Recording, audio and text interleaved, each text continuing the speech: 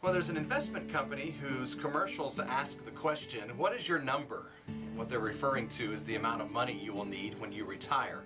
Now, some of those numbers that flash across the screen are in the millions of dollars, numbers that, quite frankly, I can't identify with. But I have come across a few numbers recently that do make sense to me. The first one came about while talking to one of our kids yesterday about their goals and their grades and how those two things impact one another. As we discussed this, we began to see that they only had 7 more semesters to raise their grade point average before they would try and be admitted into the college that they want to go to.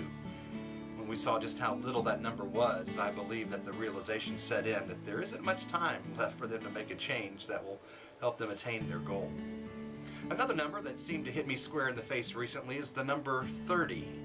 No, it's not my age any longer, but if the life expectancy now in the United States is 75, that number represents the number of years I have left to make a difference in the lives of those I come in contact with every day.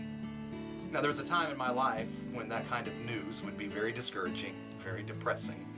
I would have sunk into a pit filled with regrets. But this time, it was different. I began thinking of ways that I can spend these final 30 years of my life building His kingdom and not trying to build my own. So what is your number?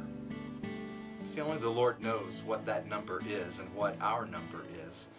But I believe there is a number that we all share today, and it's, well, interesting what Terry just said. It's the number 1. See, we're not promised another day. We're not even promised our next breath. Today could be our last day on this earth. So how would you live your life different today if you knew that it would all be over? What would you do differently? Something for all of us to think about and pray about.